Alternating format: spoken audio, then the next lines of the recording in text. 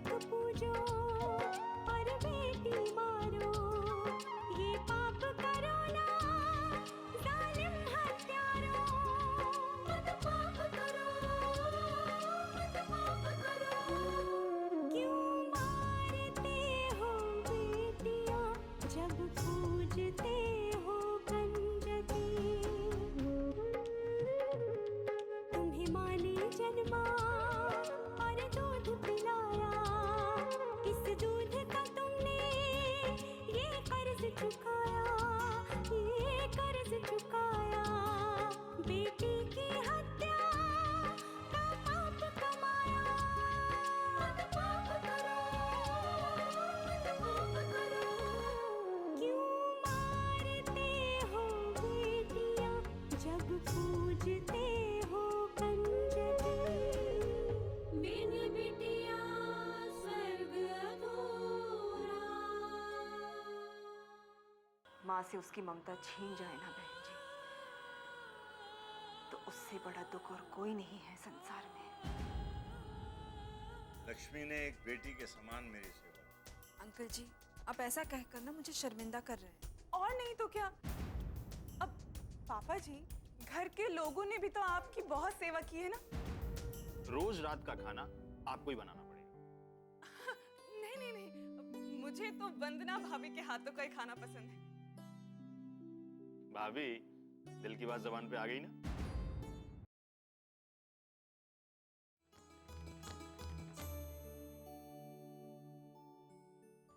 वाह, ये अच्छा बहाना।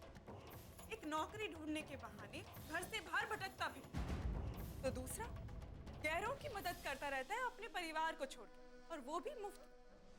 बचे हम दुनिया जहां के बेवकूफ, तो घर की सारी जिम्मेदारी हमारे कंधों पे है ना। अनीता प्लीज यार। आपको इन्होंने पापा का वास्ता देके सारा बिल चुकवा दिया, और आपने मुझे बताना भी ठीक नहीं समझा। हाँ, मुझे टाइम नहीं मिला बताने का भाई। ऑफिस में था, प्रदीप भैया का फोन आया कि पापा को डिस्चार्ज कर रहे हैं, बिल भरना है। मैंने पैसे निकाले और बस चला गया। इस घर में ना सारे के सारे होशियार हैं सिवाय आपके। सब आपका फायदा उठाते हैं और आपको पता भी नहीं चलता। वाह। जाने दो ना अनीता, किसी न किसी को तो बिल भरना ही था, तो मैंने भर दिया, बात खत्म हुई। उसमें क्या है। धीरज, इन पैसों को कमाने के लिए ना दिन रात मेहनत आप करते हैं, और इन लोगों को आपकी मेहनत की कोई परवाह ही नहीं है। ऐसी बात नहीं है। मैं साफ महसूस कर रहा था कि प्रदीप भैया और अश्विन दोनों बहुत दुखी थे कि वो पैसे नहीं दे पा रहे हैं। ये सब दिखावा है। चलो मान लिया कि प्रदीप भाई साहब के पास नहीं थे, लेकिन वंदना भाभी, उनके पास तो थे। अरे वो तो स्कूल में पढ़ाती है, वो तो कुछ पैसे दे सकती थी। अरे उनकी कमाई ही कितनी है जो वो देंगी, जितनी है वो घर खर्च में चली जाती है। घर का सारा खर्चा आप देते हैं। अरे उनकी तो सारी सैलरी बच जाती है। क्यों बेकार में बात बढ़ा रही हूँ। बच्चा सो रहा है, सुनेगा तो क्या सीखेगा। यही सीखेगा कि लोगों के बहकावे में नहीं आना चाहिए, होशियारी से काम लेना चाहिए, जैसे सारी दुनिया लेती है। समझे? अनीता, चाहे मैं तुम्हें जितना भी समझा लूं, तुम बात समझने नहीं चाहती। हर बार मैं निराश ही होता हूँ। ये बात आप पर भी लागू होती है धीरज, क्योंकि मैं आपको भी जो समझाती हूँ आप नहीं समझते, फिर से उन लोगों के बहकावे में आ जाते हैं। वो मेरे अपने हैं, मेरा परिवार है, समझती क्यों नहीं हो तुम। अच्छा, और मैं तो आपकी दुश्मन, है ना? अच्छा, एक सवाल का जवाब दीजिए। पूछो। पापा जी के साथ जो कुछ भी, वो सब कुछ प्रदीप भैया की वजह से। प्रदीप भैया की वजह से उन्हें हार्ट अटैक आया और बुरी हालत में उन्हें हॉस्पिटल में एडमिट करना पड़ा, ठीक है? तो जब सारी प्रॉब्लम की जड़ प्रदीप भैया हैं, तो हॉस्पिटल का बिल भी उन्हें ही भरना चाहिए था ना। आपने क्यों भरा?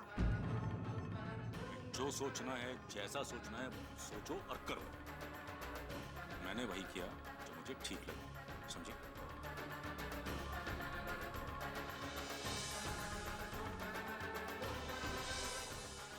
हद हो गई। अब सही बात भी कोई सुनना नहीं चाहिए। क्या करूं मैं इनका?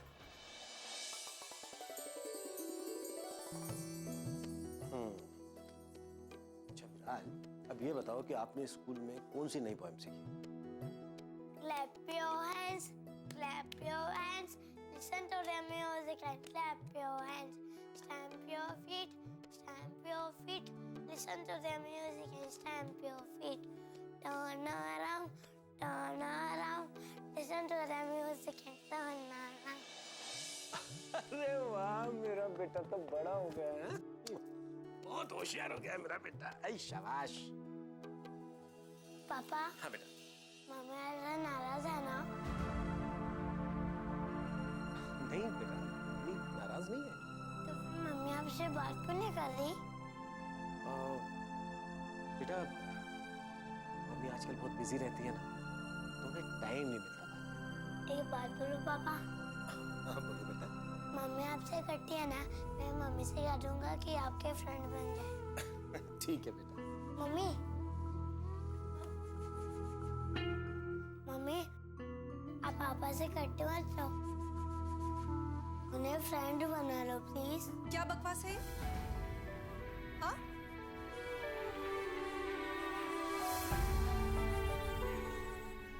यही सीख रहे हो तुम आजकल? ये क्या कर रही हो बच्चा? बच्चे को इस तरह से क्यों डांट रही हो? तो और क्या करूं? यही तो है जिसमें मेरा बस चलता है। बाकी सब तो अपनी मर्जी के मालिक हैं। वंदना, तुम्हें हो क्या गया है? अरे तुम्हारी जो भी प्रॉब्लम है उसका गुस्सा इस मासूम पर क्यों उतार रही हो? बेटा विराज, आप ना बाहर जाके खेलो। गो।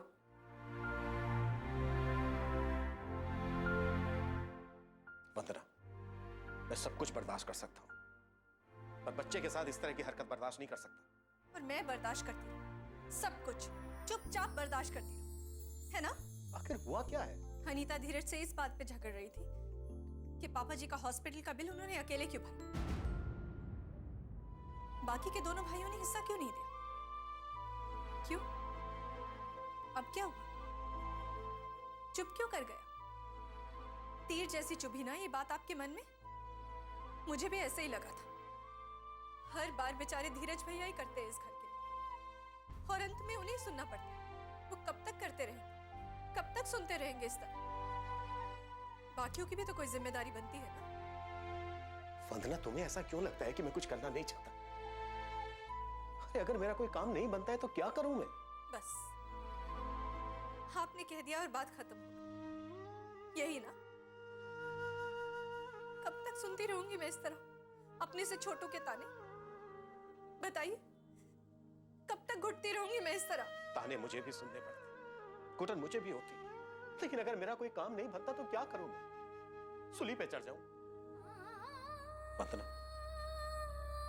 जिस तरह का माहौल तुमने बना दिया है, कभी सोचा है कि विराज पर उसका क्या असर पड़ रहा होगा?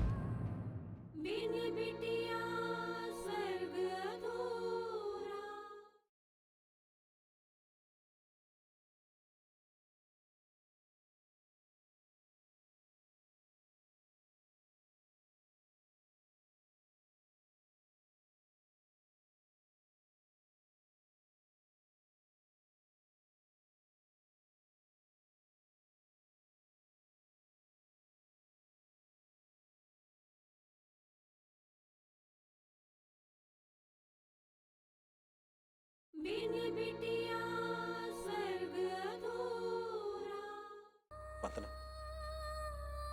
जिस तरह का माहौल तुमने बना दिया है, कभी सोचा है कि विराज पर उसका क्या असर पड़ रहा होगा? देखो, मैं सब कुछ बर्दाश्त कर सकता हूं और कर भी रहा हूं, लेकिन हम दोनों की वजह से विराज पर कोई गलत असर पड़े, कोई बुरा असर पड़े, ये मैं बिल्कुल बर्दाश्त नहीं कर सकता। इसलिए तुम्हारी जो भी प्रॉब्लम, उन्हें विराज से दूर रखो, समझे?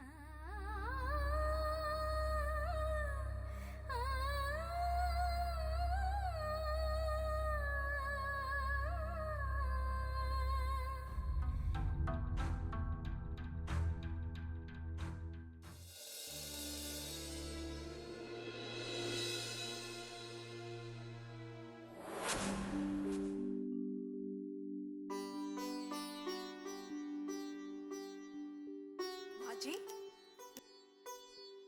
आप क्यों सब्जी काट रही हैं? फूलवती कहाँ गई? फूलवती जरा बाहर गई। अच्छा, लाइए, मुझे करने दीजिए। अरे मैं काट रही हूँ ना। माँ जी, मुझे काटने दीजिए। लाइए।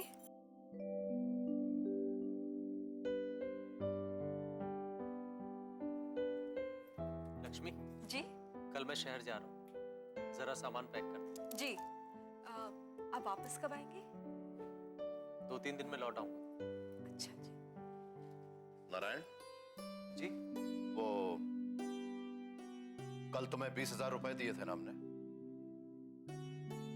जी हाँ, मैंने लक्ष्मी को दिए थे रखने के लिए। जरा लेकर आना। जी। तुम कहाँ जा रहे हो? ऊपर कमरे में रुपए लेने के लिए। जब तुमने रुपए बहू को दिए हैं तो रुपए बहू ही लेकर आएगी, तुम नहीं जाओगे। जाओ लक्ष्मी, लेकर आओ। जी। लक्ष्मी, ये क्या किया? ये क्या किया लक्ष्मी? मेरे छोड़ इसे। तुम पकड़ के रख, मैं हल्दी लेकर आती। ये क्या नाटक हो रहा है सब? हम यहाँ रुपयों का इंतजार कर रहे हैं और तुम लोग क्या सब फालतू काम कर रहे हो? देखिए ना उसके कितना खून बह रहा है। हल्दी लगाकर जरा पट्टी बांध दो। मैं बस करो। 2 बूंद खून निकल जाएगा तो मर नहीं जाएगी ये। ऐसे पागल हुए जा रहे हैं जैसे पता नहीं क्या हो गया। माँ, आप हल्दी लेकर आओ, मैं रुपए लेकर आता हूँ। तुम नहीं नारायण, बहू जाएगी। जाओ लक्ष्मी, रुपए लेकर आओ।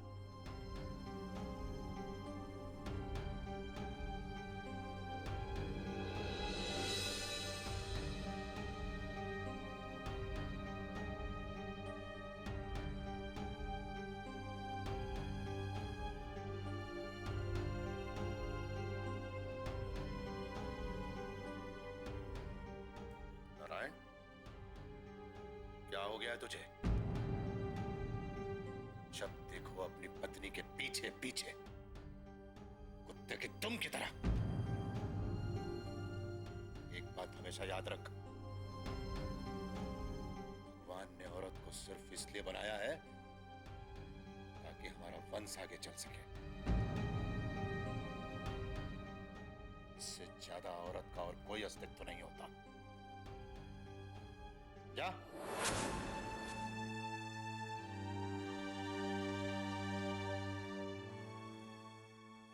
क्या सोच रही हो लक्ष्मी? जी कुछ भी तो नहीं। जानती हैं, इंसान का जो दिमाग है ना, वो सोते हुए में भी सोचता रहता है और जागते हुए तो इसके सोचने की स्पीड बहुत तेज हो जाती है।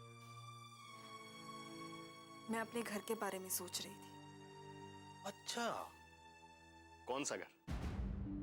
मायका या ससुराल?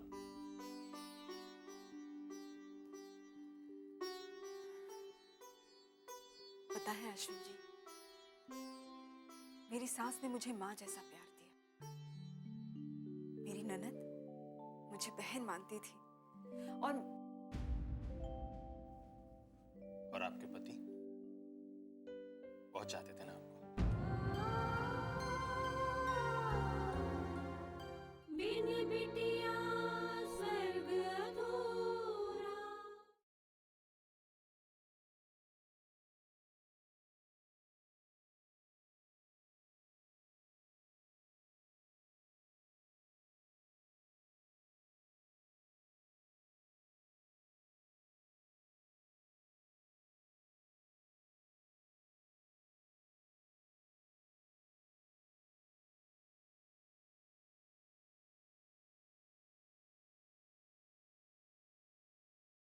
बिन बिटिया स्वर्ग अधूरा। और आपके पति बहुत चाहते थे ना आपको।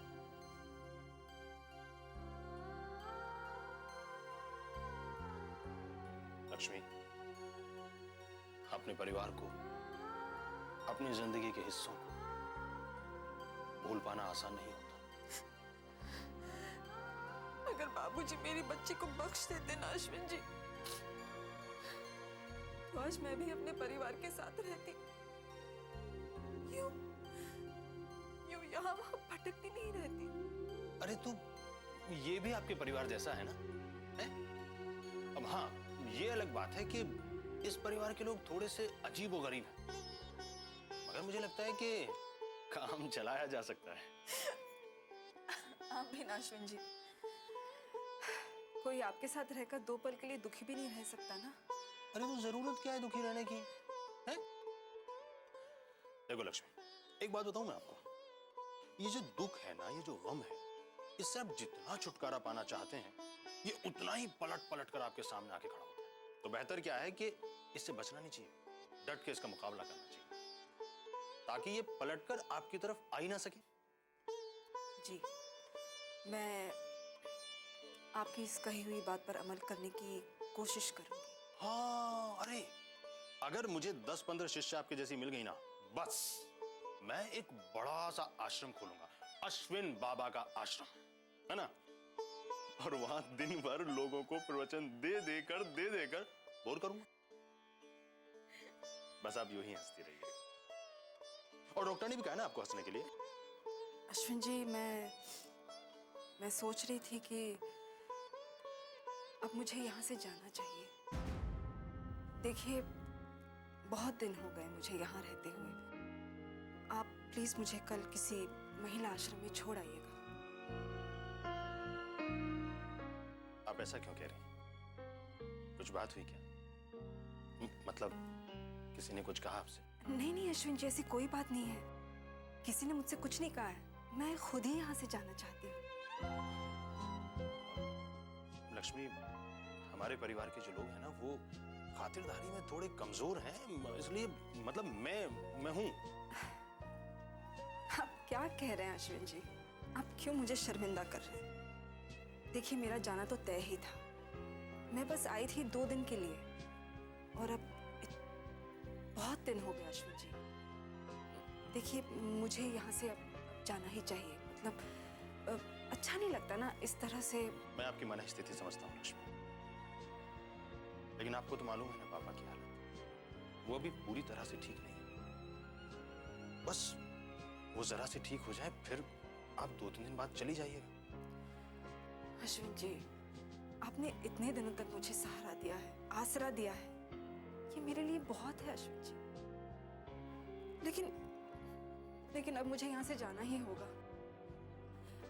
मतलब आप समझ रहे हैं ना?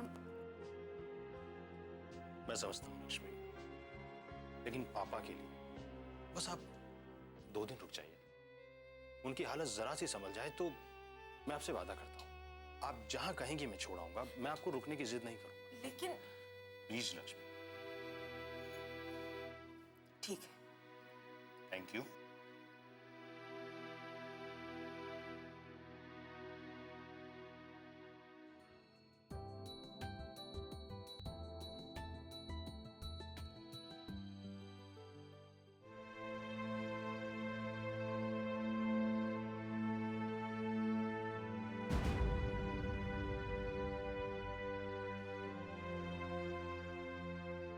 सुशीला, क्या हुआ? क्या हुआ? कुछ नहीं हुआ, आराम से। कहाँ चले गए थे आप? चाय लेने गया था।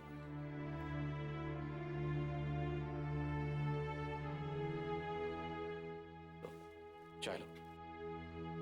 नहीं, मुझे नहीं चाहिए। इस तरह जिद मत करो। देखो, तुमने कल से कुछ नहीं खाया, इस तरह जिद से क्या हासिल होगा? चाय पियो। सो गई? हाँ, बस अभी अभी सोई। कुछ खाया इसने? बड़ी मुश्किल से एक सेव खाया है। चलो, शुक्र है भगवान का। तुम एक काम करो, तुम आज घर जाओ तो कुछ देर आराम कर लो, वरना इस तरह थकावट और टेंशन से तुम्हारी तबीयत खराब हो जाएगी। मुझे कुछ नहीं होगा। एक बार अनु ठीक हो जाए, बस उसके बाद मेरे लिए आराम ही आराम है। डॉक्टर ने कुछ कहा? बताइए ना, डॉक्टर ने कुछ बताया अनु के ऑपरेशन के लिए? हाँ, वो किसी बड़े सर्जन से बात कर रहे हैं अनु के ऑपरेशन के लिए। शायद कल ऑपरेशन होगा। बिन बिटिया स्वर्ग अधूरा।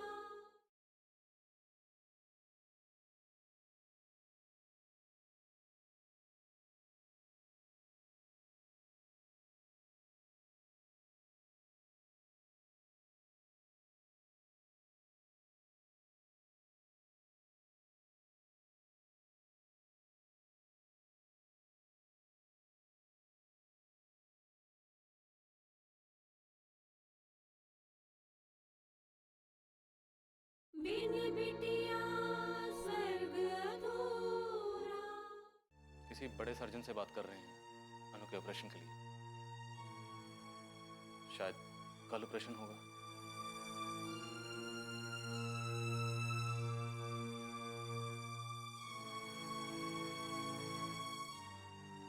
सुशीला, तुम क्या कर रही हो? वो किसी अच्छे सर्जन से बात कर रहे हैं ताकि ऑपरेशन अच्छी तरह से हो सके। वो जो हो रहा है इसकी भलाई के लिए हो रहा है। देखो, इसलिए मैं तुम्हें कुछ बताता नहीं। तुम संभालो अपने आप को, प्लीज ऐसे मत करो। मैं तो सिर्फ इतना जानना चाहती हूँ कि इस छोटी सी बच्ची ने क्या गुनाह किया, ऐसा क्या किया कि भगवान इसे इस तरह की सजा दे रहे हैं। अब भगवान की लीला तो भगवान ही जाने।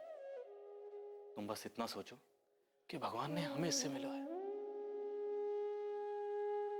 ताकि इस फूल सी बच्ची का ऑपरेशन और इसका इलाज सही वक्त पर हो सके। अब तो बस भगवान जी पर ही भरोसा है कि वो हमारी उम्मीद ना तोड़े और इसे ठीक कर दे।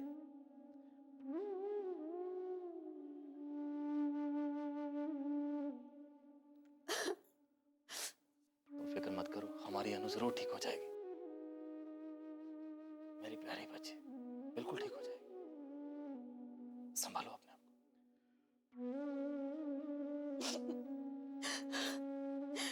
ठीक होनी चाहिए विशाल।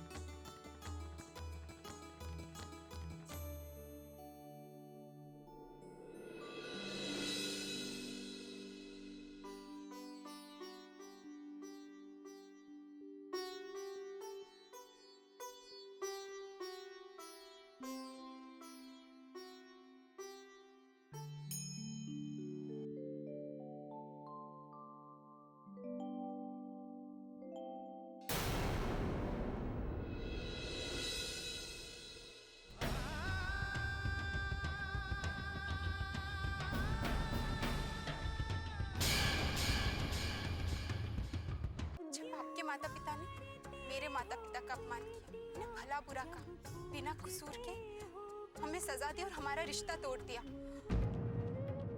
घर में माता पिता थे, ससुराल में अनु की दादी थी और यहाँ आप हैं। अरे तो रितेश जैसे हैंडसम लड़के के लिए घर में झूठ बोले तो चलता है। उस पिंकी ने रमेश जैसे लल्लू लड़के के लिए झूठ बोला, बात समझ में नहीं आती।